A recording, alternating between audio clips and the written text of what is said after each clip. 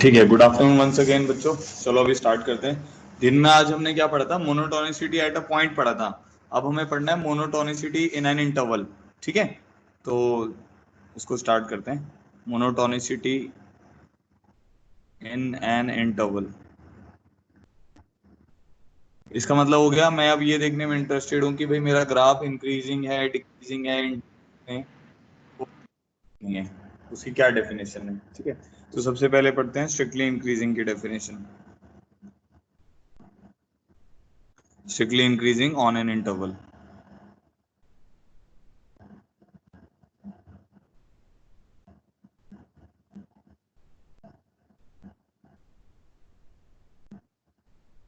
ठीक है,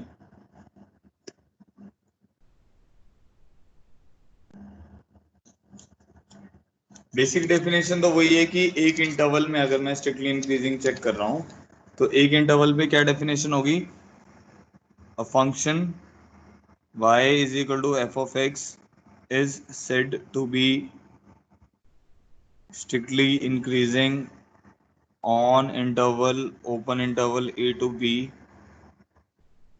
if and only if as x increases implies y increases।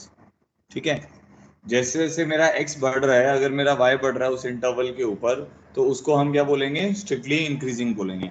ठीक है, तो जो बेसिक डेफिनेशन है वो ये है कि जैसे जैसे x बढ़ रहा है और उस इंटरवल पर अगर y भी बढ़ रहा होगा तो हमारा जो फंक्शन होगा वो क्या होगा? स्ट्रिक्टली इंक्रीजिंग होगा। ठीक है, तो इसका एग्जांपल जैसे हम बनाएंगे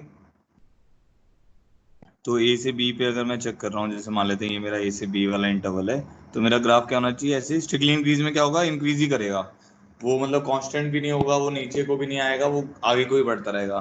तो आप इस इंटरवल में अगर राइटवर्ड डायरेक्शन में देखोगे, इस डायरेक्शन में आपका एक्स बढ़ रहा है, ऊपर की डायरेक्शन में आपका वाई बढ़ेगा। ठीक है, तो आपका ग्राफ ऊपर की डायरेक्शन में जाएगा। ठीक है, तो बहुत सिंपल सी डेफिनेशन है। जैसे आपने वहां पे क्या देखा था, किसी एक पॉइंट पे हम चेक कर रहे थे अगर, तो किसी एक पॉइंट पे चेक कर रहे थे तो क्या चेक किया था कि भाई इसके पीछे और इसके आगे आपका ग्राफ क्या करना चाहिए? इंक्रीज करना चाहिए। मतलब a माइनस एच से a से a प्लस एच में फंक्शन की वैल्यूज क्या होनी चाहिए? इंक्रीज करनी चाहिए। सेम उसी तरीके से यहाँ पर क्या होना चाहिए कि भाई जैसे जैसे आप आगे बढ़ रहे हो, हर पॉइंट पे आपका ग्राफ जो होगा उस पर आपका ग्राफ क्या करेगा? इंक्रीज करेगा। हर पॉइंट के ऊपर आपका फंक्शन क्या करेगा? इंक्रीज करेगा। तो ओवरऑल वो देखने में ऐसा आएगा जैसे जैसे एक्स आगे को बढ़ेगा वाई आगे को बढ़ेगा। ठीक है, तो सिंपल सी डेफिनेशन है, इसको आपको चेक करना है। अगर आप ग्राफ नहीं बना पाते हो तो क्या डेफिनेशन आती है इसकी? तब इसकी कैलकुलस वाली डेफिनेशन आती है कि एफ डैश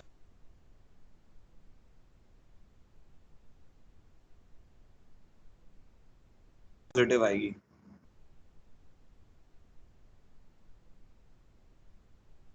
ठीक है, तो उस केस में क्या होगा? स्लोप हमेशा क्या आएगी? पॉजिटिव आएगी। So f dash x is greater than equal to zero for all x belonging to open interval a to B.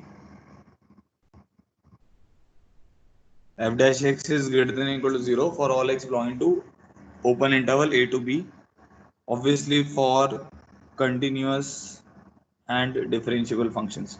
ये तभी हम लगा पाएंगे अगर हमारा फंक्शन कंटिन्यूअस और डिफरेंशिएबल है। ठीक है, अगर हमारा फंक्शन डिफरेंशिएबल नहीं है तो फिर बात ही नहीं बन पाएगी ना, फिर तो एफ डैश एक्स निकलेगा ही नहीं। साथ में इसके साथ एक और डेफिनेशन होती है, इसके साथ ही मतलब ये लिखना पड़ता है, provided f dash x is equal to zero at discrete points not in an interval. At discrete points not in an interval, इसका क्या मतलब है मैं बताता हूँ। ठीक है, हम ये बात कर रहे हैं कि भाई मेरे ग्राफ को इंक्रीजिंग कब बोला जाएगा? हमारे ग्राफ को एक इंटरवल के ऊपर इंक्रीजिंग तब बोला जाएगा कि जैसे जैसे जब एक्स बढ़ेगा तो आपका वाई बढ़ेगा। ठीक है, तो वो होना चाहिए। अब इसमें ये तो हो गया कि बेसिक डेफिनेशन कि भाई कहीं पे भी आप अटक रहे हो तो ये डेफिनेशन लगा दो।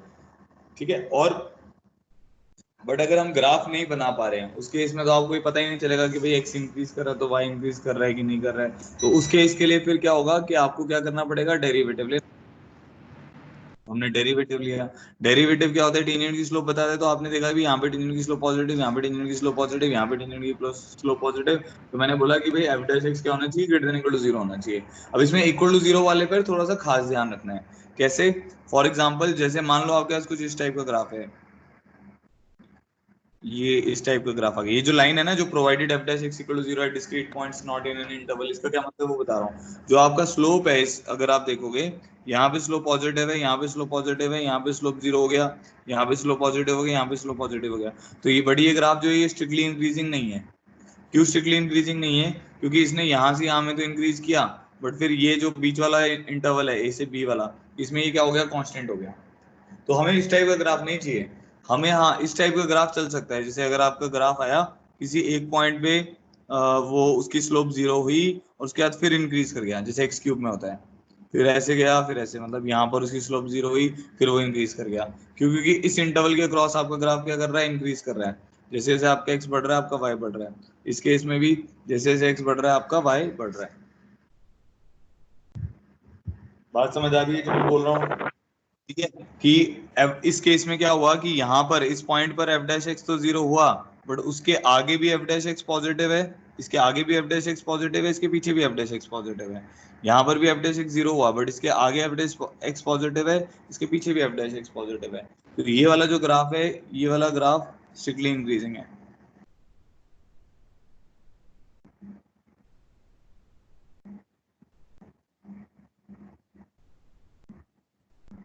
ठीक है,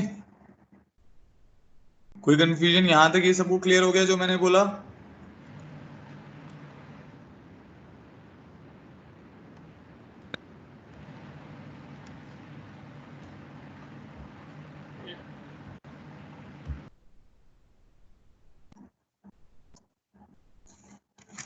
ठीक है, तो स्ट्रिक्टली इंक्रीजिंग की डेफिनेशन ये सबसे ज्यादा इंपॉर्टेंट है कि भाई एफ डैश एक्स आपका क्या होना चाहिए, ग्रेटर देन इक्वल टू 0 होना चाहिए। बट इक्वल टू 0 हो सकता है, बट इक्वल टू 0 कहाँ कहाँ पे हो सकता है, कुछ पॉइंट्स पर हो सकता है, डिस्क्रीट पॉइंट्स पर, एक इंटरवल में नहीं हो सकता।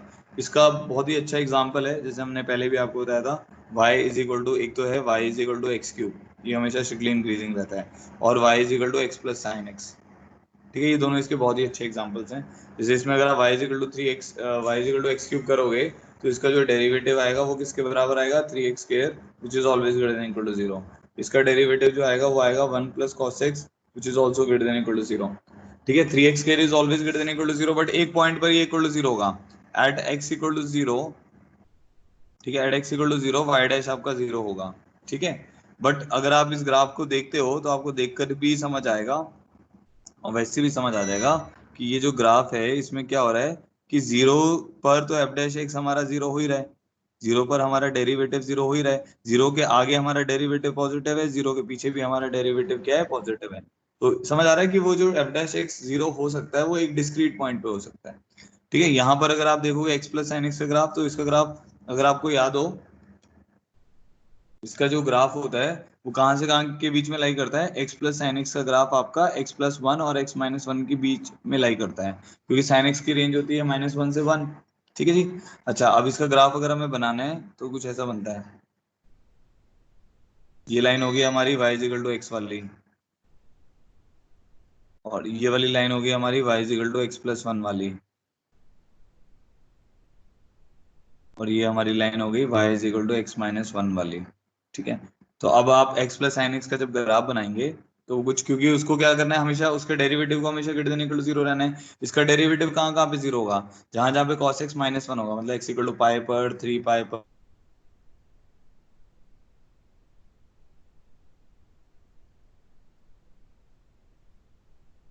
x प्लस साइन एक्स पर पाई प्लस साइन पाई 0, ये वाला कोऑर्डिनेट यहाँ जाएगा। ठीक है, पाई कॉमा पाई, तो आपका ग्राफ जो कुछ बनेगा वो कुछ ऐसा बनेगा, इंक्रीज करता है, मतलब ये ना देखने पे थोड़ा सा ऐसा लगेगा कि डिक्रीज कर रहा है, बट ये ग्राफ इंक्रीज करता है हमेशा टू द स्केल नहीं है,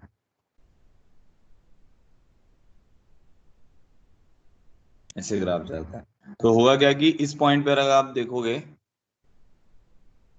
इस पॉइंट पर देखोगे और यहाँ पर देखोगे पाई माइनस पाई के ऊपर, पाई के ऊपर यहाँ पे इसकी स्लोप जो होगी वो 0 होगी, मतलब यहाँ ये लाइन पैरेलल बनेगी। तो इसके बाद 3 पाई पर भी एक लाइन इसके मतलब पैरेलल टू एक्स एक्सिस आएगी, ये भी line parallel to x axis आएगी।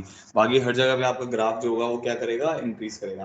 ये डायग्राम टू द स्केल नहीं है, इसीलिए आपको थोड़ा देखने पे ऐसा हो रहा है, but x plus sine x actually में अगर इसको शॉर्टकट में बनाएंगे तो ये कुछ ऐसा बनेगा, ये हमेशा इंक्रीज करता रहेगा।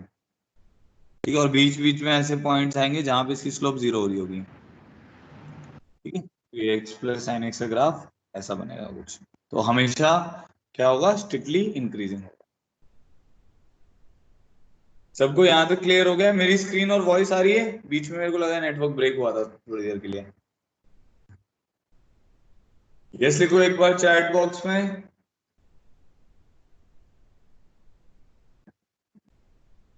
ठीक है, क्लियर है। नेक्स्ट आते हैं स्ट्रिक्टली डिक्रीजिंग के ऊपर। ठीक है, ओके ओके। अब स्ट्रिक्टली डिक्रीजिंग जस्ट इसका ऑपोजिट हो गया, strictly decreasing on an interval.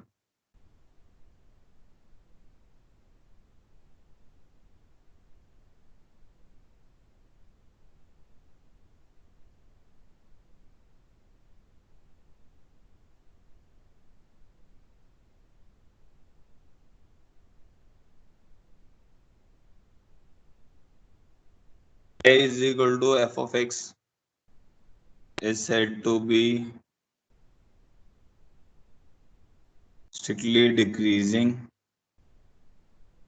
on interval x belongs to a to b if and only if x increases implies y decreases।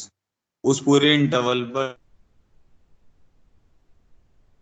Decrease करना पड़ेगा, तो उसको हम बोलेंगे स्ट्रिक्टली डिक्रीजिंग। ठीक है, और बेसिक, ये इसकी बेसिक डेफिनेशन हो गई। और कैलकुलस वाली डेफिनेशन क्या आ जाएगी कि f dash x should be less than equal to zero. देख समझ आ रहा होगा ये, क्योंकि ग्राफ नीचे को जा रहा होगा तो किसी पॉइंट पे अगर आप स्लोप बनाओगे तो स्लोप नेगेटिव आ रही होगी। तो f dash x should be less than equal to zero for all x belonging to open a to B.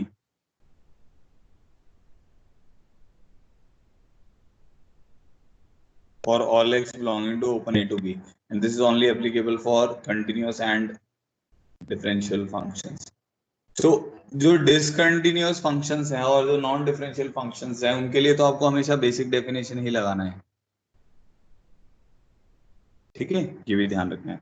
और इसके साथ एक कंडीशन और क्या थी, provided f dash x is equal to zero at discrete points not in an interval.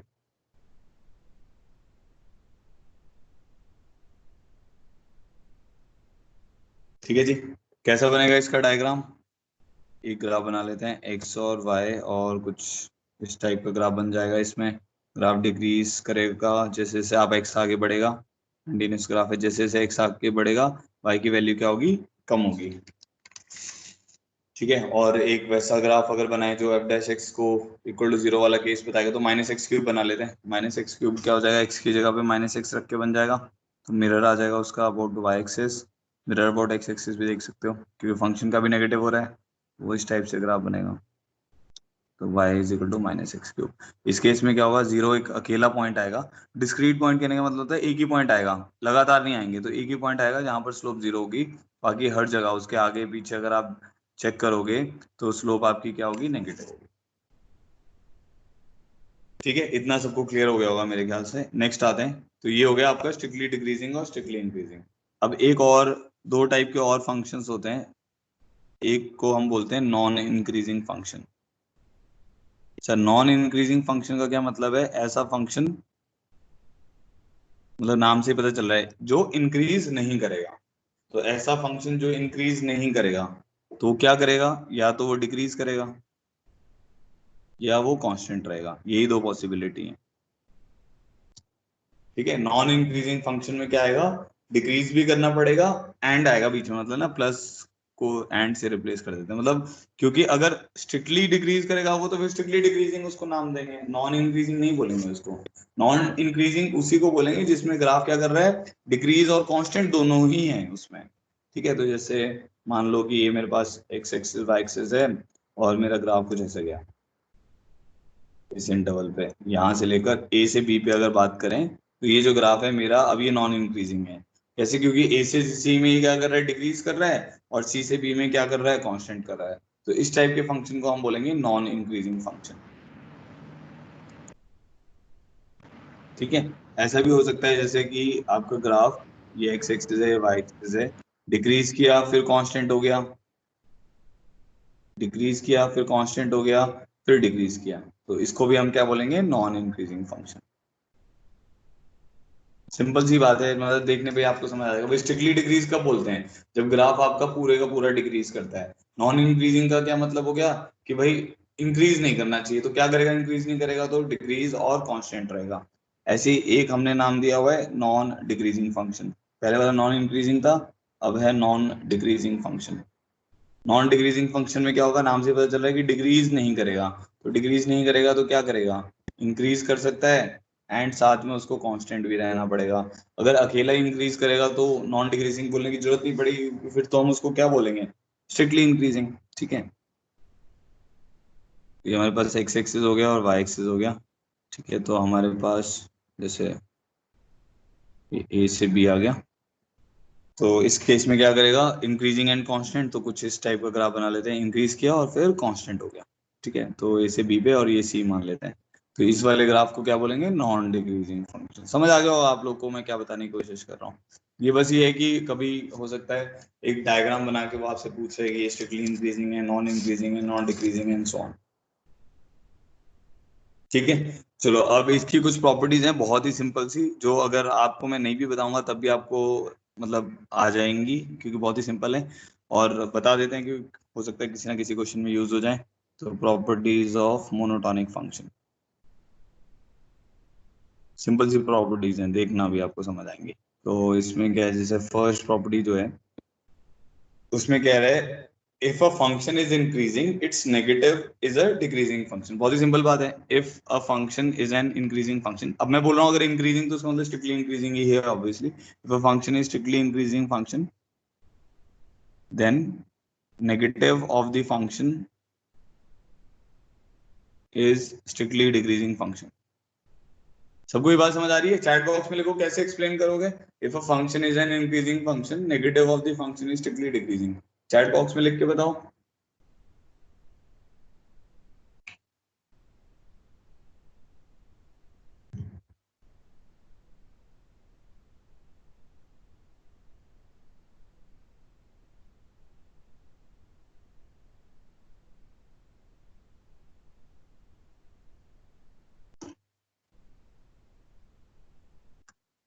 नहीं पता?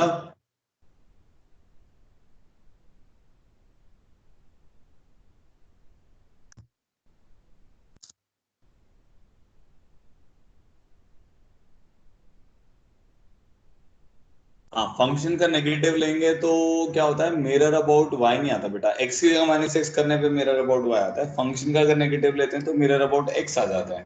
तो मिरर अबाउट एक्स लेंगे तो कोई भी ग्राफ अगर इंक्रीज कर रहा है उसका मिरर अबाउट एक्स लेंगे तो क्या हो जाएगा, वो डिक्रीज हो जाएगा, तो मिरर अबाउट एक्स आएगा।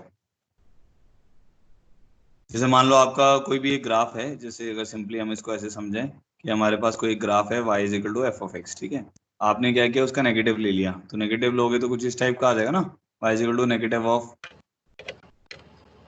हाँ एक्स एक्सिस के साथ मिरर बनेगा। तो एक्स एक्सिस के साथ मिरर बनेगा तो नीचे को आ जाएगा ना, ये इंक्रीज कर रहा है तो उसका नीचे को आ जाएगा नेगेटिव करने पर, क्योंकि एक्चुअली में एफ ऑफ एक्स का नेगेटिव एफ ऑफ एक्स हुआ है। इसलिए अगर इंक्रीजिंग का नेगेटिव लेंगे तो वो क्या हो जाएगा, डिक्रीजिंग हो जाएगा। सिमिलरली वाइस वर्सा है, यहाँ पे एक स्टेटमेंट लिखी हुई है, दूसरी अंडरस्टूड है। दूसरी क्या स्टेटमेंट है कि भाई अगर स्ट्रिक्टली डिक्रीजिंग का नेगेटिव लगाओगे तो क्या बन जाएगा, स्ट्रिक्टली इंक्रीजिंग। इंक्रीजिंग का नेगेटिव डिक्रीजिंग हो जाएगा, डिक्रीजिंग का नेगेटिव इंक्रीजिंग हो जाएगा। ठीक है जी, सबको समझ आ गया होगा ये। कोई एग्जांपल लेके भी आप चेक कर सकते हो। ठीक है, if a function is strictly increasing then its reciprocal is strictly decreasing.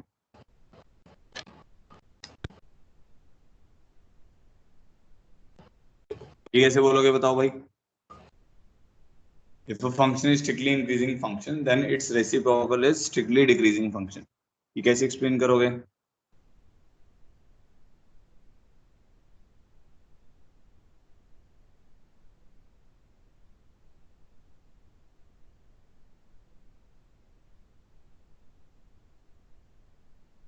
ये भी बहुत सिंपल है वैसे अगर सोचा जाए। जैसे मान लो अगर हमारी वैल्यूज जो हैं, ये एक सिंपल सा एग्जांपल ही ले लेते हैं ना। हम ले लेते हैं से 1 से 2 के बीच में y इज इक्वल टू 1 से 2 के बीच में y is equal to x square. ठीक है, तो ऐसा कुछ होगा ग्राफ एक्स स्क्र का। ठीक है, तो ये 1,1 होगा और ये 2,4 होगा। तो ये ग्राफ हो गया y is equal to x square का। अब जब आप इसका रेसिप्रोकल लोगे तो होगा क्या कि 1 पे तो वैल्यू 1 ही रहेगी, बीच में और भी वैल्यू लिख सकते हो। तो ये वाली जो वैल्यू आएगी, जैसे 3/2 पे भी ले लेते हैं, तो 3/2 पे ये वाली वैल्यू आएगी 9/4। अब जब आप रेसिप्रोकल लोगे तो उस केस में क्या होगा, 1 पे तो 1 ही रहेगा। ठीक है, 1 पे 1 रहेगा। और 3/2 का रेसिप्रोकल कितना आ जाएगा, 3/2 का रेसिप्रोकल अगर हम लेंगे, इसमें पुट करेंगे, एक्स के 9/4 था ना, उसका रेसिप्रोकल लेंगे तो कितना आ जाएगा, 4/9 आ जाएगा। थोड़ा और नीचे चला जाएगा। 4 का रेसिप्रोकल लोगे तो कितना आ जाएगा, 1/4 आ जाएगा, थोड़ा और नीचे चला जाएगा। तो यहाँ पे आपको देख के समझ आ रहा है कि इसकी वैल्यूज तो क्या होंगी, और कम होने लग जाएंगी, तो ये ग्राफ ऐसे जाएगा। तो y is equal to 1/x का ग्राफ इस शेप का बनेगा, y is equal to x का ग्राफ ऊपर की डायरेक्शन में है। तो देखने पे समझ आ रहा है। वैसे भी आप सोचो कि अगर वैल्यूज बढ़ रही हैं, उनका रेसिप्रोकल लेते रहेंगे तो वैल्यू कम होती रहेंगी ना, तो ग्राफ आपका क्या होगा, नीचे की डायरेक्शन में जाएगा। इसलिए अगर किसी भी फंक्शन का आप रेसिप्रोकल लेते हो, प्रोवाइडेड वो रेसिप्रोकल डिफाइंड हो, यहाँ पे वो भी होना चाहिए कि भाई वो रेसिप्रोकल क्या होना चाहिए, डिफाइंड होना चाहिए। अगर वो डिफाइंड है तो पक्का से फंक्शन आपका क्या बनेगा, डिक्रीजिंग बनेगा। ठीक है, आगे बढ़ते हैं। Third point. थर्ड पॉइंट है हमारे पास, if f is an increasing function, if f is an increasing function and g is also an increasing function,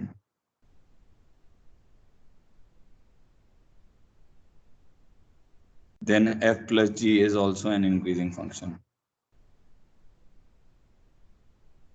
ये भी बहुत सिंपल सी बात है कि अगर दो इंक्रीजिंग फंक्शन को ऐड करोगे तो आपको इंक्रीजिंग फंक्शन मिलेगा। सिमिलरली दो डिक्रीजिंग फंक्शन को ऐड करोगे तो डिक्रीजिंग ही मिलेगा। जैसे इसको ए पॉइंट मान लेते हैं, बी पॉइंट लिख लेते हैं। Decreasing function 1 plus decreasing function 2, तो हमारे को क्या मिल जाएगा, एक डिक्रीजिंग फंक्शन 3 मिल जाएगा। ठीक है, एक पॉइंट और लिख लेते हैं यहाँ पे, increasing function 1 plus decreasing function 2, इसमें हम कैनॉट से आ जाएगा। ठीक है, हम बता नहीं सकते ऐसा कैसे हो रहा है। जैसे अगर इंक्रीजिंग फंक्शन है, मान लो आप ये वाला ए पार्ट इसका एक्सप्लेन करना चाहते हो, तो ए पार्ट में क्या है कि हमने एक एच एक्स मान लिया, f of x plus g of x. ठीक है, अब अगर एफ ऑफ एक्स इंक्रीजिंग है और जी ऑफ एक्स इंक्रीजिंग है तो उसके डेरिवेटिव क्या होंगे, पॉजिटिव होंगे। तो मैंने एच डैश एक्स निकाला, एच डैश एक्स मेरा किसके बराबर आ जाएगा, f dash x plus g dash x के बराबर आ जाएगा। अब ये पॉजिटिव है क्योंकि greater than equal to zero, क्योंकि इंक्रीजिंग है। ये भी क्या है, इंक्रीजिंग है, इसलिए ये भी क्या होगा, greater than equal to zero. तो जब दोनों value greater than equal to zero, इन दोनों को ऐड करोगे तो यहाँ से क्या कंक्लूजन आ जाएगा, h dash x is also greater than equal to zero. तो जब h dash x is greater than equal to zero है तो आपका फंक्शन क्या हो जाएगा, एच एक्स क्या हो जाएगा, इंक्रीजिंग हो जाएगा। क्लियरली समझ आ रहा है। डिक्रीजिंग में क्या होगा भाई, दोनों को ऐड किया आपने, डेरिवेटिव लिया, दोनों का डेरिवेटिव क्या आ रहा है, नेगेटिव आ रहा है। तो ओवरऑल ऐड करने के बाद भी क्या आएगा, डेरिवेटिव नेगेटिव ही आएगा। अब इंक्रीजिंग प्लस डिक्रीजिंग में ये दिक्कत रहती है कि भाई अगर आपके पास मान लो एफ और जी फंक्शन है, तो आपने इसका डेरिवेटिव ले लिया, तो f dash plus g dash आ जाएगा। अब क्योंकि हमें एफ डैश और जी डैश के एज सच मैग्नीट्यूड नहीं पता, हो सकता है वो एक्स पर डिपेंडेंट हो सकता है वो कांस्टेंट पॉजिटिव वैल्यूज हो सकता है वो नेगेटिव वैल्यूज हो, है ना। तो f dash plus g dash की क्या वैल्यू आएगी ये हमें नहीं पता। अगर वो पॉजिटिव आ जाती है तो वो इंक्रीजिंग होगा, अगर वो नेगेटिव आ जाती है तो वो डिक्रीजिंग होगा, अगर वो पॉजिटिव और नेगेटिव दोनों आएगी तो वो कहीं पर इंक्रीजिंग होगा, कहीं पर डिक्रीजिंग होगा, इसलिए हम उसमें कमेंट नहीं कर पाते।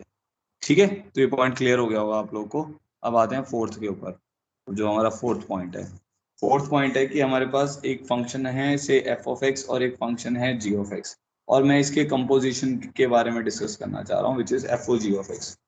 ठीक है, तो एक फंक्शन है मेरे पास एफ ऑफ एक्स और एक फंक्शन है मेरे पास जी ऑफ एक्स, और मैं ये डिस्कस करना चाह रहा हूँ कि एफ ओ जी का क्या सिस्टम रहेगा, f o g of x का क्या सिस्टम रहेगा, ये डिस्कस करना चाह रहे हैं हम। ठीक है, तो हम ये बोल रहे हैं कि अगर ये फंक्शन इंक्रीजिंग है, ये जो ऊपर वाला सिंबल है ये इंक्रीजिंग का सिंबल है। ठीक है, और जी एक्स भी अगर इंक्रीजिंग है, तो इसको हम ऐसे बोलते हैं कि अगर इंक्रीजिंग पे आप इंक्रीजिंग फंक्शन लगाओगे तो आपके पास ओवरऑल फंक्शन भी क्या आएगा, इंक्रीजिंग ही आएगा।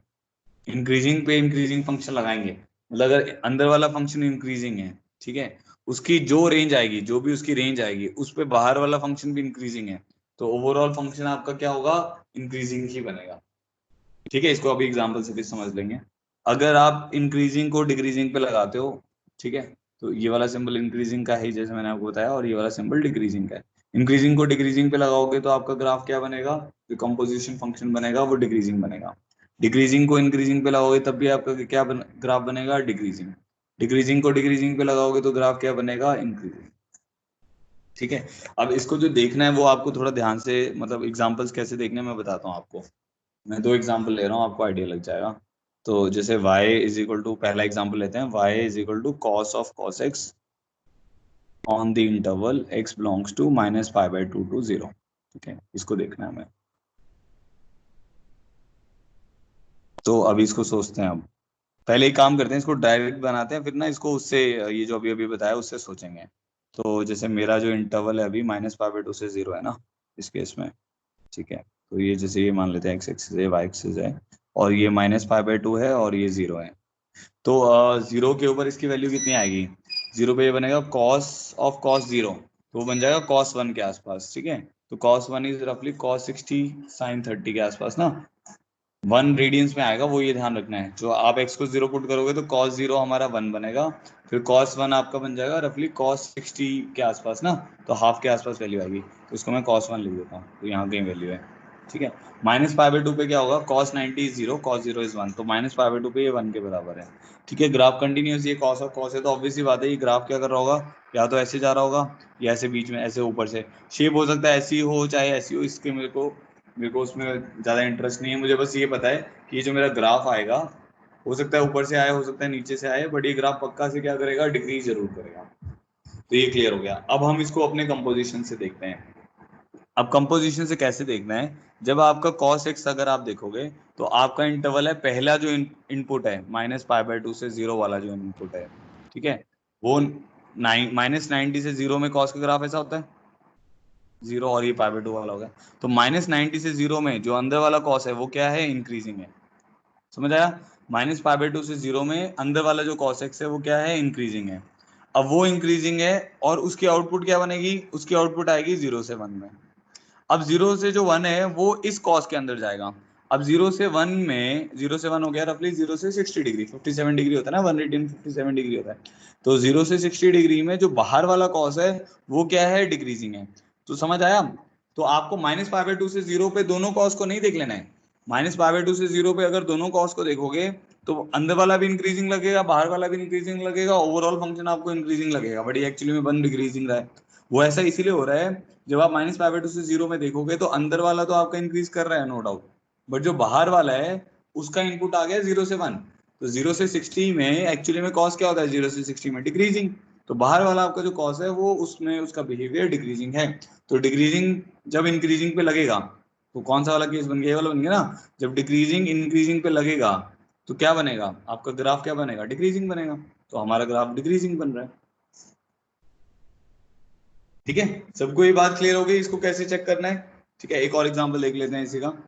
तो उसे मान लो आपके पास, मैंने बोला y is equal to sine of cos x है ऑन द इंटरवल 0 से π/2। ठीक है, अब देखना आप, अब 0 से π/2 में क्या है, 0 से π/2 में cos का ग्राफ क्या है, डिक्रीजिंग है, ये ग्राफ डिक्रीजिंग है आपका 0 से π/2 में।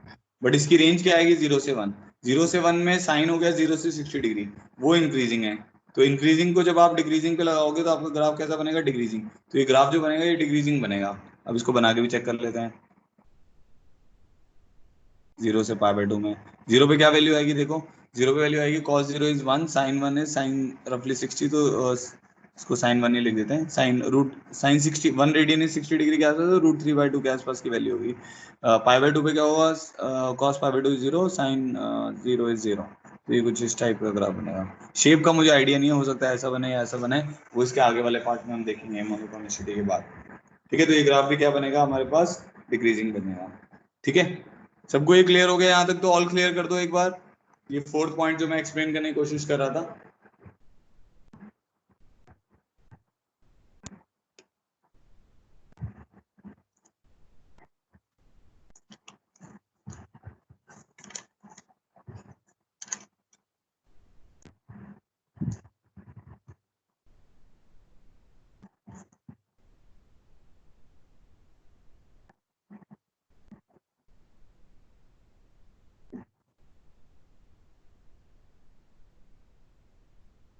ठीक है, बहुत बढ़िया।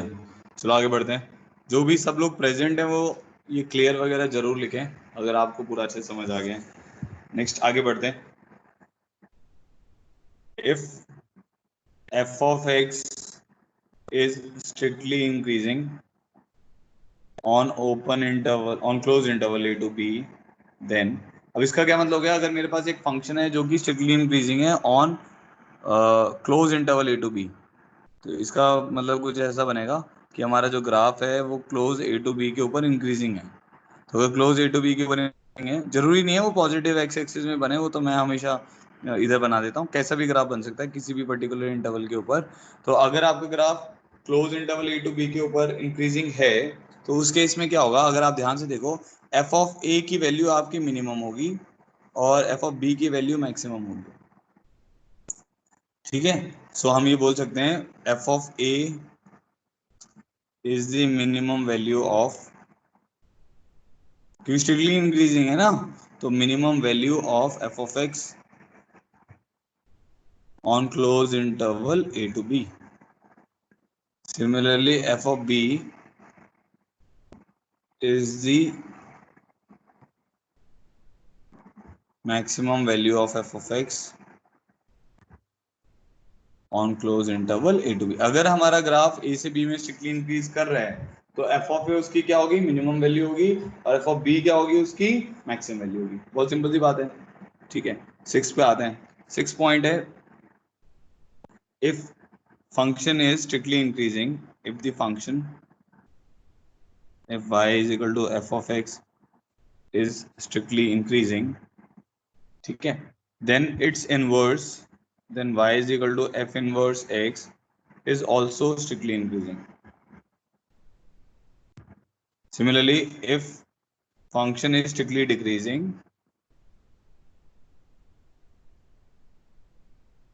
then its inverse y is equal to f inverse x is also strictly decreasing.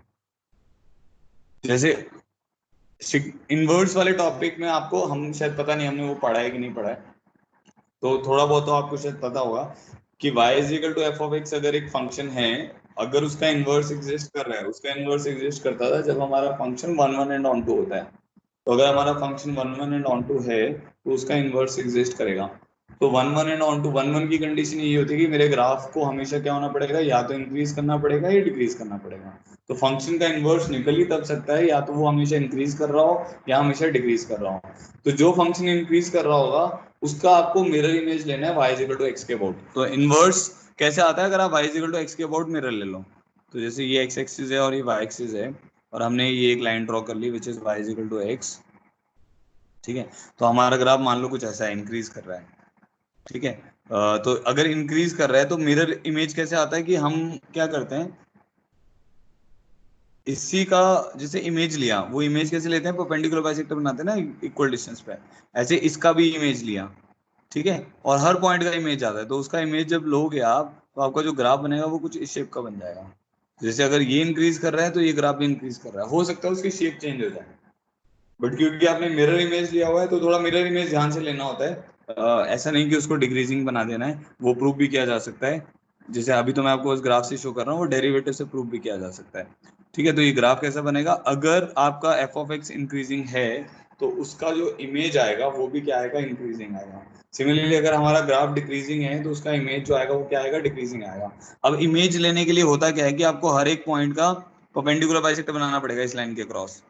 तो जैसे ये वाला पॉइंट है तो एक इसका ये इमेज होगा, P का इमेज P डैश तभी होगा जब ये जो y इक्वल टू x वाली लाइन है वो इसको दो इक्वल पार्ट्स में डिवाइड करे P डैश को और परपेंडिकुलर भी हो।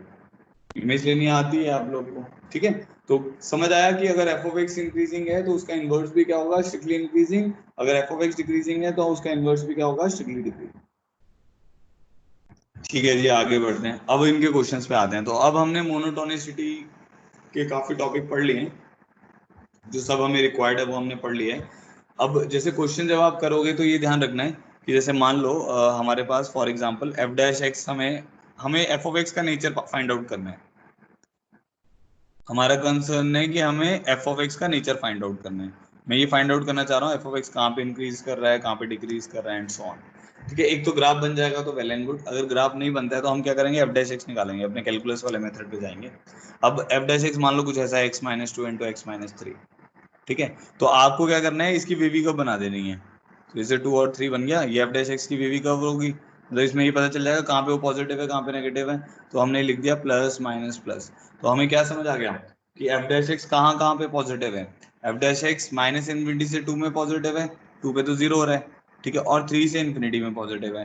तो अगर आपका एफ डैश एक्स जो है, जो माइनस इन्फिनिटी से 2 में पॉजिटिव है, यूनियन 3 से इन्फिनिटी में पॉजिटिव है, तो हमारा ओवरऑल जो फंक्शन होगा वो इस इंटरवल में क्या आएगा, एफ डैश एक्स क्योंकि पॉजिटिव है तो फंक्शन क्या आ जाएगा, स्ट्रिक्टली इंक्रीजिंग आ जाएगा।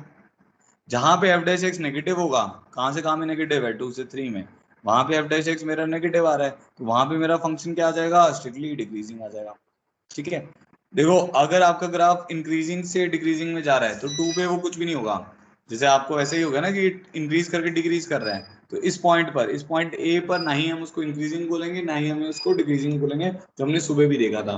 ए पे तो इंक्रीजिंग तभी होगा जब आपका वैल्यू इंक्रीज कर रहा हो ए के क्रॉस, ऐसा नहीं हो रहा ना। मतलब इसमें ऐसा हो गया कि F of A minus H जो है वो भी एफ ऑफ ए से बड़ा है, और F of A plus H जो है वो भी एफ ऑफ ए से बड़ा है, तो इसलिए वो इंक्रीज नहीं कर पाएगा। तो 2 और 3 पे हम कुछ भी कमेंट नहीं करेंगे, बट 2 के पीछे आपका ग्राफ क्या होगा, इंक्रीजिंग होगा। 3 के आगे आपका ग्राफ इंक्रीजिंग होगा। 2 से 3 में आपका ग्राफ डिक्रीजिंग होगा। तो एफ डैश एक्स का जो साइन है वो एफ ऑफ एक्स का नेचर बताएगा। अब मान लो वो आपसे एफ डैश एक्स का नेचर पूछ रहा है, तो उसके लिए आपको एफ डबल डैश एक्स का साइन देखना होगा। ठीक है, ये चीज ध्यान रखनी है कि एफ डैश एक्स का नेचर जो है वो एफ डबल डैश एक्स से पता चलेगा, एफ डबल डैश एक्स का nature F triple dash x से पता चलेगा, एफ ऑफ एक्स का नेचर एफ डैश एक्स से पता चलेगा। ठीक है, चलो अब इसके क्वेश्चंस करते हैं, इसमें इसका यूज होगा। तो प्रॉब्लम 1 मोनोटोनिसिटी का, हमें इसमें intervals of monotonicity find out करना है। मतलब इंटरवल्स ऑफ मोनोटोनिसिटी कहने का मतलब है कि आपको ये बताना है कि भाई कहाँ पे इंक्रीज कर रहा है, कौन से इंटरवल पे ये इंक्रीज कर रहा है, कौन से इंटरवल पे ये डिक्रीज कर रहा है। तो सब लोग ट्राई करेंगे। तो इसका ए पार्ट है y is equal to x four minus eight x cube plus 22 x square minus 24 x plus 5।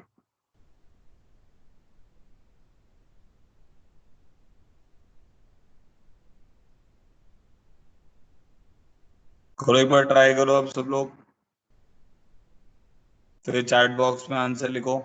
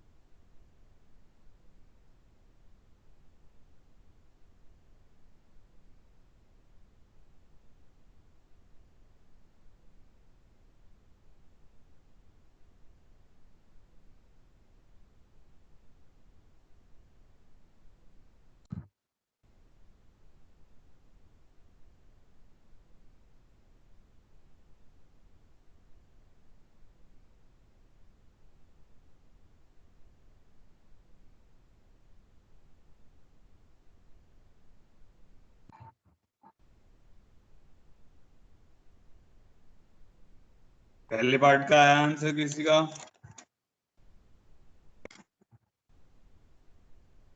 Increasing on 1 to 2 union 3 to infinity. हाँ बहुत बढ़िया, आगे बढ़ो जल्दी से बेटा। देखो का ये पार्ट का आ गया।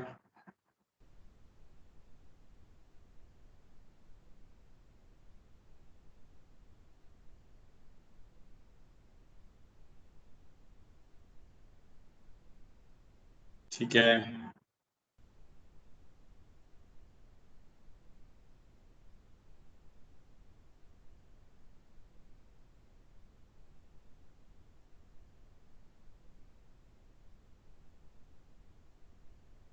देखो क्या करना है आपको, काफी बच्चों से जिनसे नहीं हो रहा है, तो क्या करना है, इसका डेरिवेटिव भी तो लेना है, तो इसका डेरिवेटिव लीजिए।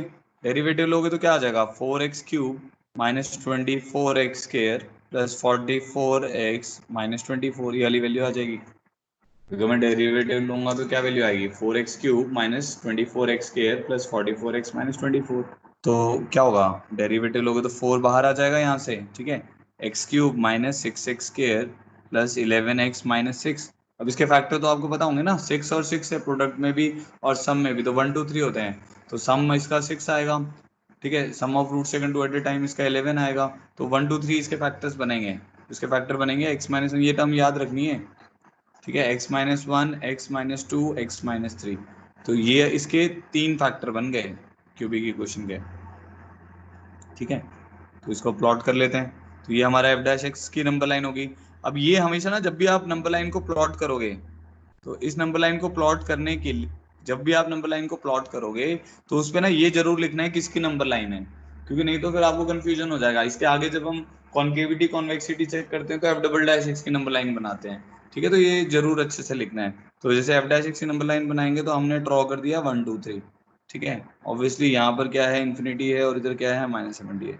यहाँ पे आ गया प्लस माइनस प्लस माइनस, ठीक है। तो इससे क्या पता चल रहा है कि जो आपका एफ डैश एक्स है, समझ आ गया ना ये, क्योंकि सबकी पावर 1 1 1 है तो साइन चेंज होगा। तो यहाँ पर प्लस, यहाँ पर, यहाँ पे, यहाँ से स्टार्ट करते हैं, प्लस माइनस। तो अब डिक्रीजिंग कहाँ पर होगा, स्ट्रिक्टली डिक्रीजिंग कौन कौन से इंटरवल पर होगा, जहाँ पे एफ डैश एक्स नेगेटिव है। तो क्या आंसर आएगा, x बिलोंग्स टू -∞ से 1 यूनियन 2 से 3, ठीक है।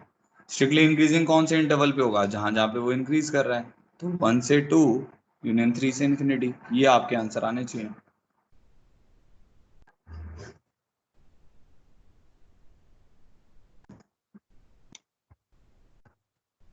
ठीक है।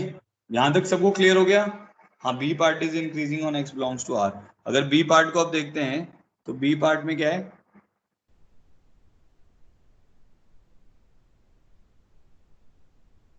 एफ ऑफ एक्स हमारे पास है x³ प्लस एक्स प्लस 1, ठीक है। अब इसका डेरिवेटिव जो लेंगे वो किसके बराबर आ जाएगा, 3x² प्लस 1 के बराबर आ जाएगा, which is always greater than equal to 0। In fact greater than 0 ही लिखना चाहिए, इक्वल टू भी नहीं लगाना चाहिए। भाई जो सेकंड फंक्शन है उसका डेरिवेटिव लिया, वो 3x² प्लस 1 आ गया, विच इज ऑलवेज ग्रेटर देन 0। अब ऑलवेज ग्रेटर देन 0 है तो इसका क्या मतलब हो गया, ये जो फंक्शन बनेगा this is always strictly increasing. अब इससे फायदा क्या होता है, आपको ये फायदा हो जाएगा ना कि अब आपको पता चल गया ग्राफ इंक्रीज कर रहा है हमेशा, तो इसका ग्राफ वगैरह हम बहुत इजीली बना सकते हैं ना, ऑर्डर पेयर से पता चल जाएगा। मान लो मेरे को इसका ग्राफ बनाना है, तो 0 पे इसकी वैल्यू 1 है, 1 पे इसकी वैल्यू 3 है, 2 पे इसकी वैल्यू 8 प्लस 2 10 11 है, तो और -1 पर इसकी वैल्यू -1 है, तो मुझे पता चल जाएगा कि इसका ग्राफ कुछ इस शेप का बनेगा, इंक्रीज कर रहा होगा, हमेशा इंक्रीज करेगा, क्योंकि इसकी जो स्लोप है हमेशा क्या है, 1 से बड़ी है, 3x² plus 1 is always greater than equal to 1, ठीक है। नेचर शेप का हमें अभी पता नहीं है कि कॉनकेव बनेगी कॉन्वेक्स बनेगी। इस शेप को जो होता है हम इसको कॉनकेव बोलते हैं, जो जैसे पैराबोला होता है हमारे पास, तो ये हमारा कॉनकेव शेप है, जैसे ऊपर को ओपन अप होता है, और जो नीचे को ओपन अप होता है उसको हम कॉन्वेक्स बोलते हैं। तो इस डायरेक्शन से ही हम देखते हैं, तो ये हमारी कॉनकेव शेप है और ये हमारी कॉन्वेक्स शेप है, ठीक है। तो शेप अभी एफ डबल डैश एक्स से चेक होती है, तो उसकी अभी हमें जब जब जरूरत पड़ेगी तो हम उसको चेक करेंगे, अभी जरूरत नहीं पड़ रही तो नहीं चेक कर रहे, ठीक है। अब सी पार्ट पे आते हैं। सी पार्ट में क्या है कि आपको एफ ऑफ एक्स दिया हुआ है 0 to x e⁻t−1 t t−1 का क्यूब t−2 का होल स्क्वायर dt, ये बन दिया हुआ है। तो फिर मैंने क्या किया, एफ डैश एक्स निकालना है मुझे, तो मैं एफ डैश एक्स निकालूंगा तो क्या करूंगा, डेरिवेटिव ले लूंगा इसका। अब इसका डेरिवेटिव लेंगे तो क्या होगा, लिबनिट्ज़ लगेगा, पता होगा आपको, e⁻x−1 इंटू x−1 का क्यूब इंटू x−2 का होल स्क्वायर, ठीक है। ये हमारा हो गया एफ डैश एक्स। अब इस एफ डैश एक्स के लिए हम क्या करेंगे, ये हमारी नंबर लाइन ड्रॉ कर लेंगे। तो रूट देखो, इसका रूट आ रहा है x = 0,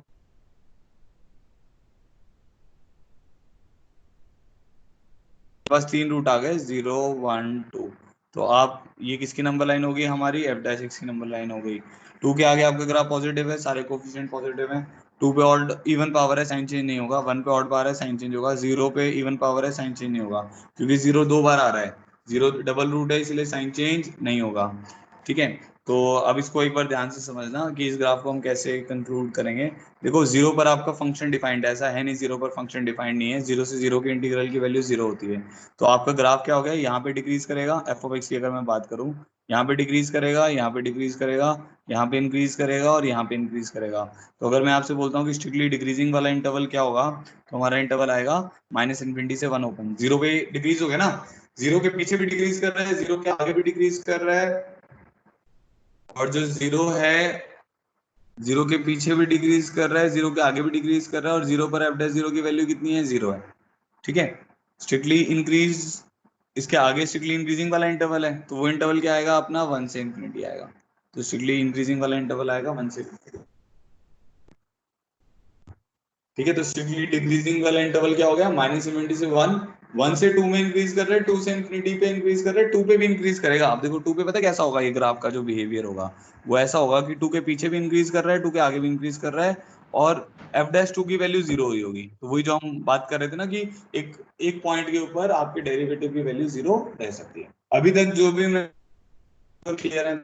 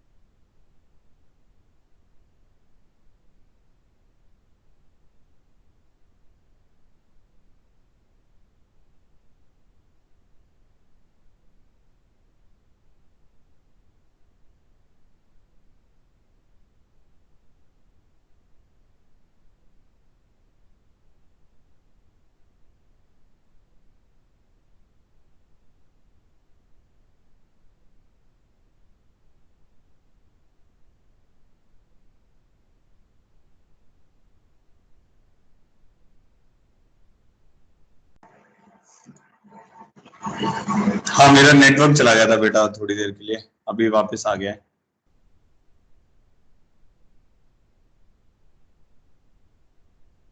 बेटा नेटवर्क चला गया था, अभी क्लियर है सबको, स्क्रीन दिख रहा है, मेरी वॉइस आ रही है, एक बार यस लिख दो। Yes sir.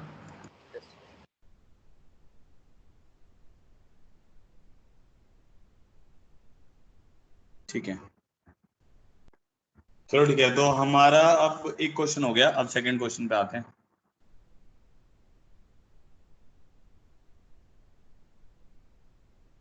अब आपको ये फाइंड आउट करना है विच इज ग्रेटर।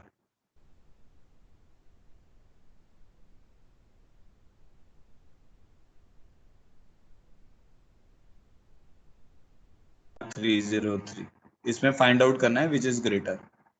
तो बस आपको फाइंड आउट ये नहीं करना है, आपको बस ये बताना है मुझे चैट बॉक्स में कि इसका क्या मेथड लगाएं, किस तरीके से सॉल्व करें। बाकी सॉल्व मैं करूंगा, आपको बस ये बताना है कि इसको किस तरीके से, क्या मेथड लगाएं इसमें।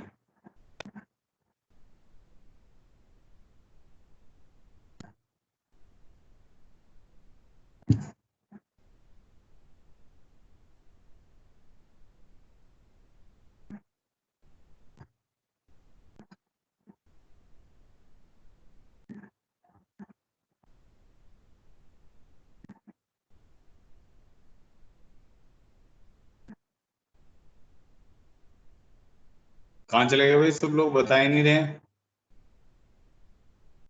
किसी को स्ट्राइक कर रहा है किस तरीके से इसको फाइंड आउट करेंगे? ऑब्वियसली मोनोटोनिसिटी का यूज करेंगे इसमें, इंक्रीजिंग डिक्रीजिंग का ना।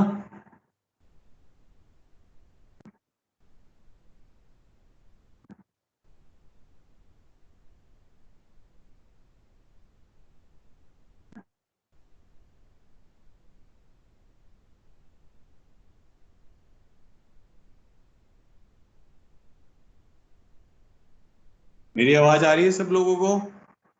कोई भी रिप्लाई नहीं कर रहा है?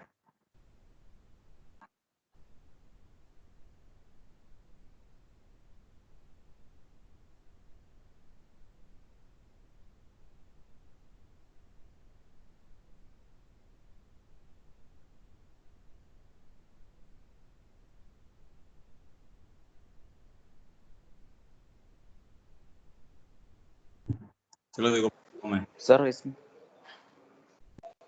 इसमें सर दोनों की पावर 1/, हाँ बेटा।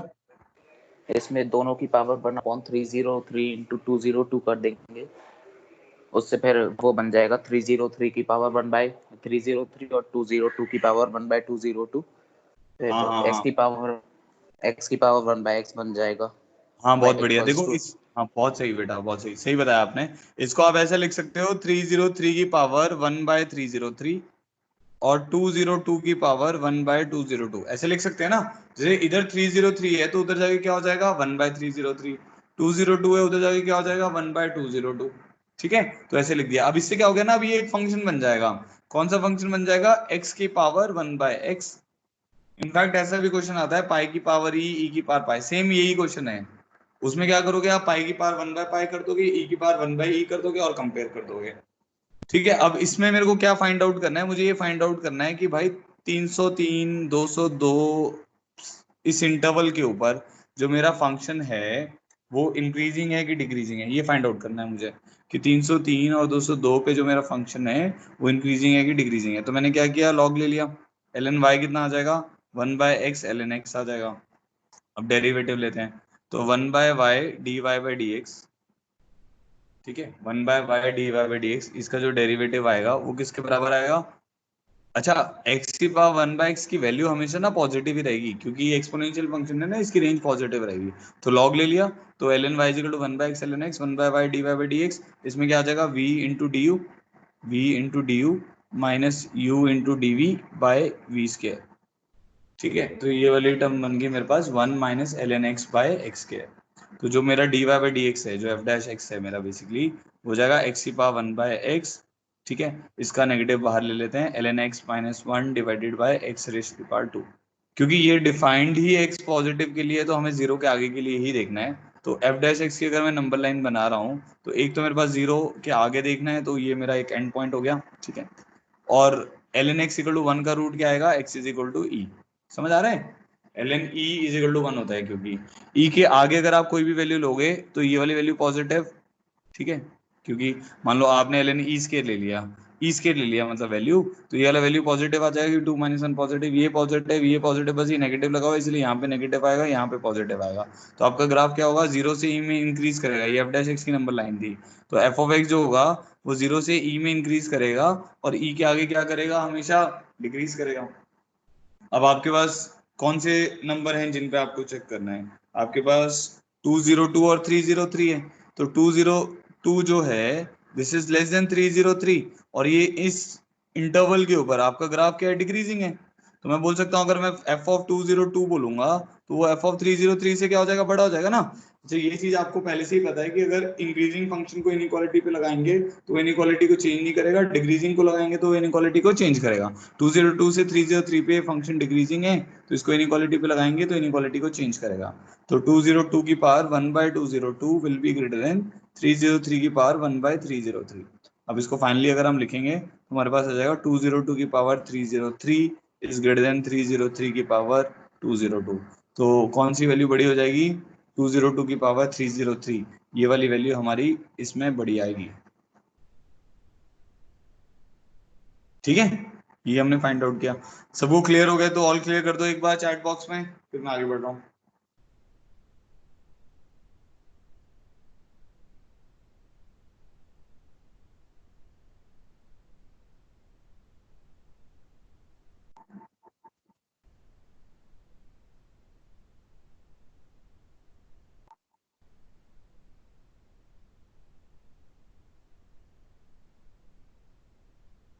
ठीक है, बहुत बढ़िया। चलो आगे बढ़ते हैं, नेक्स्ट क्वेश्चन पे आते हैं।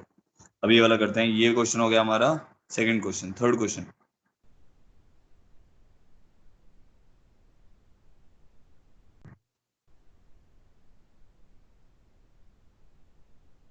F R to R f of x is equal to x cube plus a plus 2x square plus 3ax plus 5 is invertible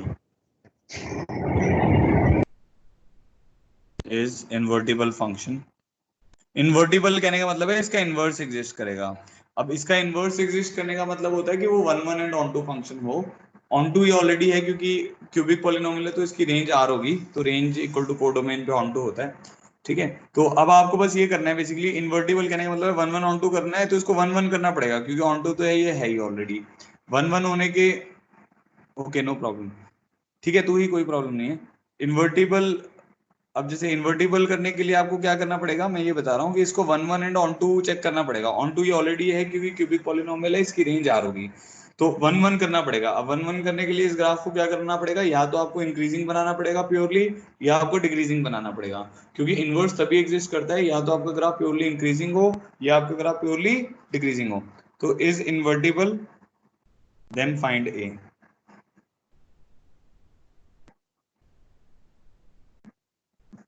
करो, एक बार ट्राई करो।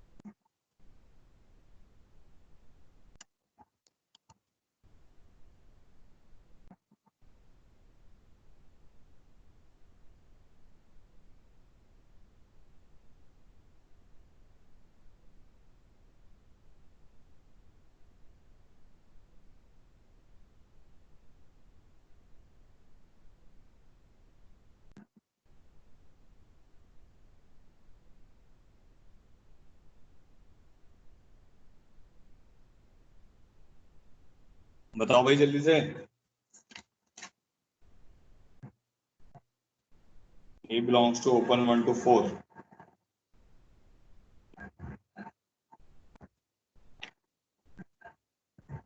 क्लोज 1 to 4 आएगा हर्ष।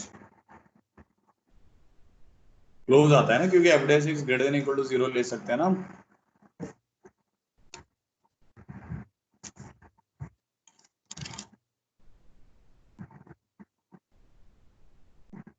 देखो आपको अब क्या करना था, बेसिकली इस प्रॉब्लम में या तो f dash x greater than equal to 0 करेंगे, या एफ डैश एक्स हम लेस देन इक्वल टू 0 करेंगे।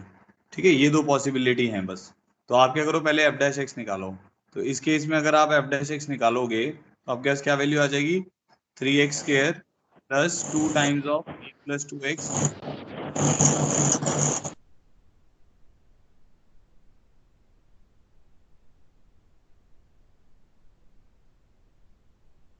ठीक है, तो इस इंटरवल में क्या आएगा, इसका डेरिवेटिव लोगे तो 3x square plus 2 times of a plus 2x plus 3, ये वाली टर्म आ जाएगी। अब ये जो टर्म है इसको आपको क्या करना पड़ेगा, अब ये तो अपवर्ड पैराबोला हो गया ना, देखने पे समझ आ रहा है, f dash x upward parabola हो गया, तो ये हमेशा नेगेटिव तो हो नहीं पाएगा, क्योंकि भाई अपवर्ड पैराबोला है तो कभी ना कभी तो एक्स एक्सिस के ऊपर जाएगा, तो हमेशा नेगेटिव वाला सिनेरियो इसके साथ गलत हो जाएगा। तो इसका मतलब है आपको इसको हमेशा ग्रेटर देन इक्वल टू 0 करना पड़ेगा for all x belongs to R के लिए।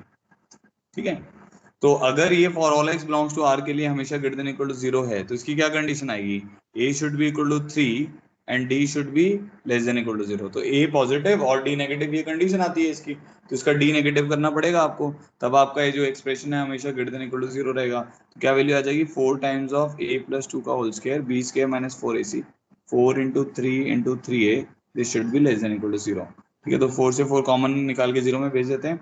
ए square plus 4a plus 4 minus 9a is less than equal to 0। तो यहाँ पे आ जाएगा a square minus 5a plus 4 is less than equal to 0। तो ए हमारा कहाँ से कहाँ आ जाएगा, 1 से 4 आ जाएगा। ठीक है, तो ए का क्या आंसर आएगा, क्लोज इंटरवल 1 से 4। समझ आ गया सबको?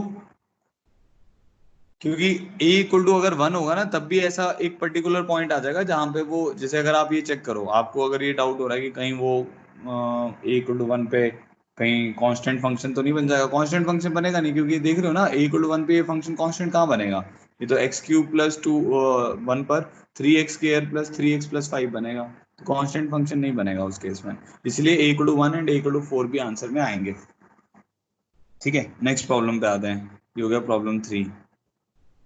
प्रॉब्लम 4, अब हमारा प्रॉब्लम 4 क्या है, फाइंड ए इफ, इसमें भी ऐसे ही प्रॉब्लम है, find a if f of x is equal to e raise to the power 2x minus a plus 1 e raise to the power x plus 2x is monotonically increasing. Monotonically का मतलब वही होता है कि same nature है ना, तो monotonically increasing का सेम मतलब है स्ट्रिक्टली इंक्रीजिंग। तो आपको यहाँ पे क्या करना है, इस फंक्शन में ए की वैल्यू निकालनी है अगर ये फंक्शन स्ट्रिक्टली इंक्रीजिंग है। बताओ भाई आंसर क्या आ रहा है इसका।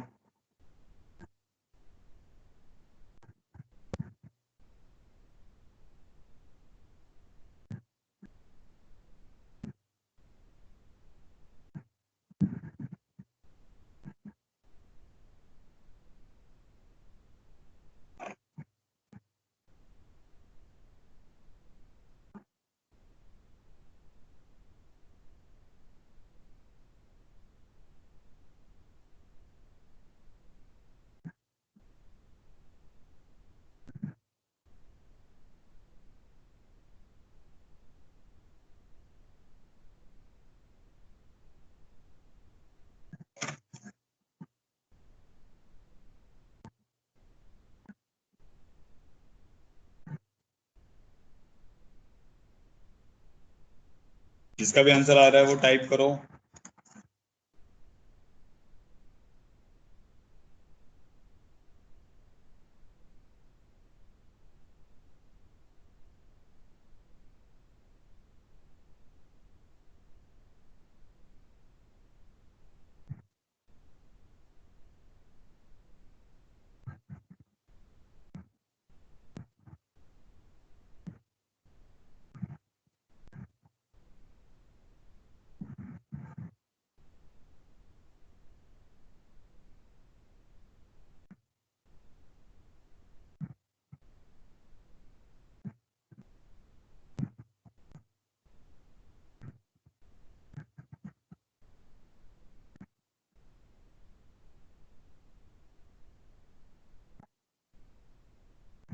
आंसर क्या है, answer a less than equal to 3 minus infinity से 3।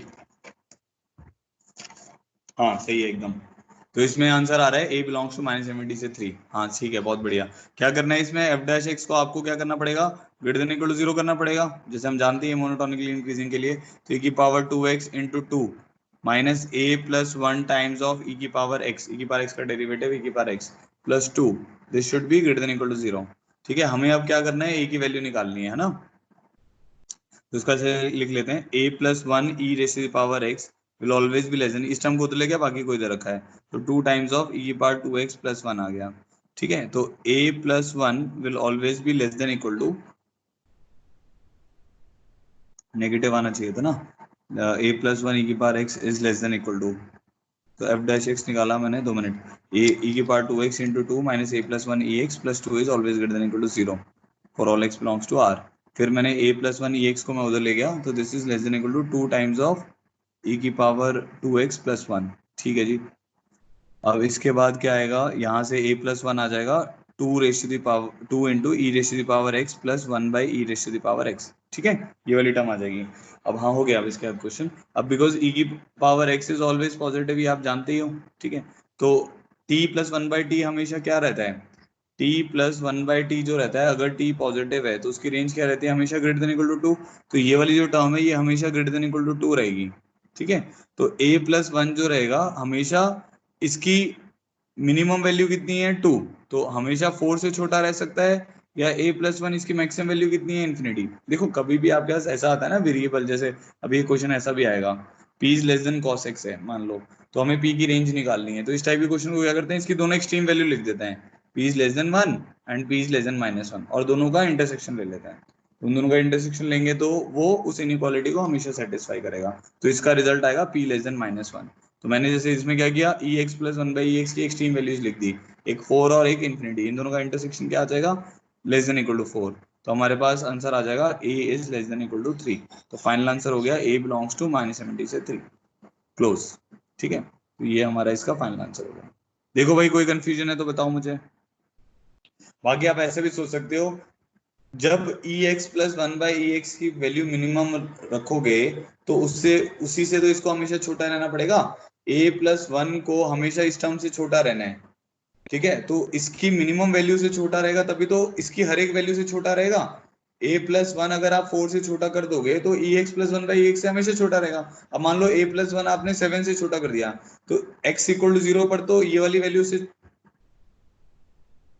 बड़ी हो जाएगी ना, जैसे x इक्वल टू 0 वाले केस में क्या होगा, x इक्वल टू 0 पे वाली वैल्यू 4 बन जाएगी, तो उस केस में आपका a प्लस 1 अगर 6 हो जाता है तो 6 लेस देन इक्वल टू 4 गलत स्टेटमेंट हो जाएगा। तो इसीलिए हमें क्या करना होता है, ये वाला मेथड हमेशा फॉलो करो, अगर एक तरफ वेरिएबल है तो उसकी एक्सट्रीम वैल्यूज लो और उसका इंटरसेक्शन लो, तो आपको कभी भी आंसर गलत नहीं होगा उस केस में, ठीक है। चलो अब बताओ, ऑल क्लियर हो गया, किसी को कुछ डाउट है तो बताओ, मैं दोबारा से बता देता हूँ अगर इसमें कुछ कंफ्यूजन है।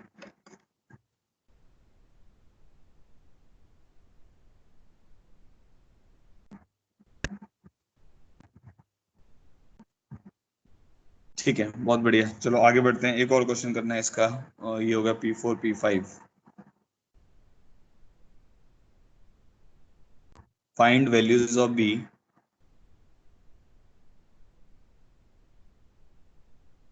if f of x is equal to sin x minus bx plus c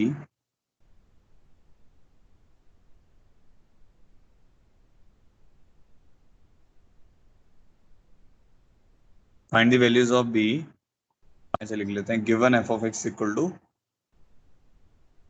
given f of x is equal to sin x minus bx plus c where b and c are constant and f of x is a part में always increasing,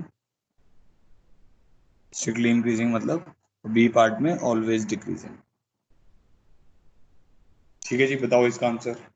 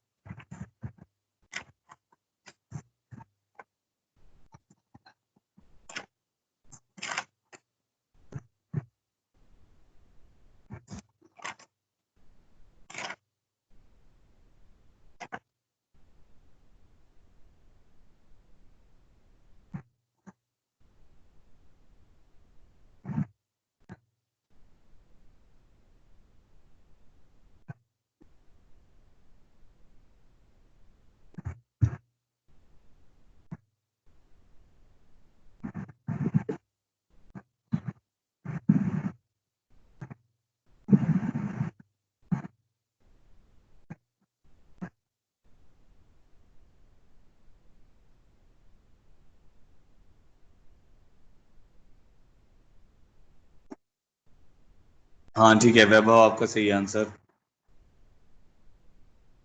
same वैसे ही question है, जैसे देखो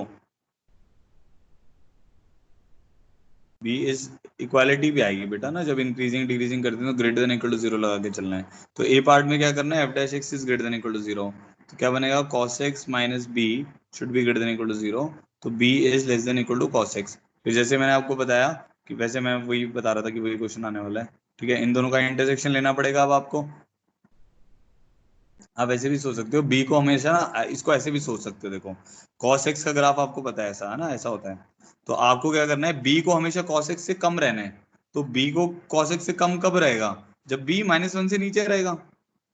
भाई अगर B कहीं यहाँ कहीं चला गया तो बहुत सारी cos x की वैल्यू से बड़ा हो जाएगा, ठीक है, तो b हमेशा cos x से कब कम होगा, जब b -1 से छोटा होगा। तो इसका a पार्ट का आंसर आ जाएगा b less than equal to -1 which is b belongs to -m × -1 close interval. ठीक है, अब b पार्ट में आते हैं। उसमें क्या करना था आपको, f dash x less than equal to 0 करना है। तो उसमें आ जाएगा cos x minus b is less than equal to 0, तो b is greater than equal to cos x आ जाएगा।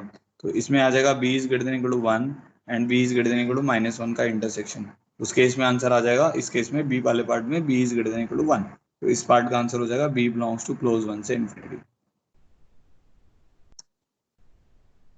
ठीक है, कोई कंफ्यूजन किसी को भी? यहां तक सब क्लियर है तो ऑल क्लियर कर दो एक बार।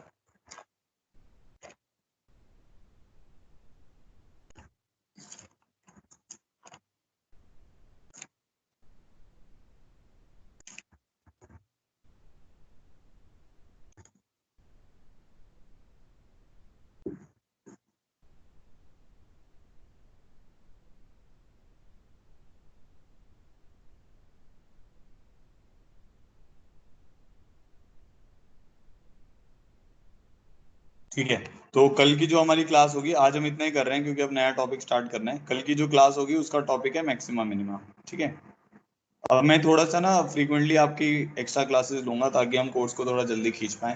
तो कल की क्लास में मैक्सिमा मिनिमा पढ़ेंगे और फिर इसके बाद इस टॉपिक में एओडी में और भी काफ़ी सारी चीज़ें, अभी तो लंबा टॉपिक है।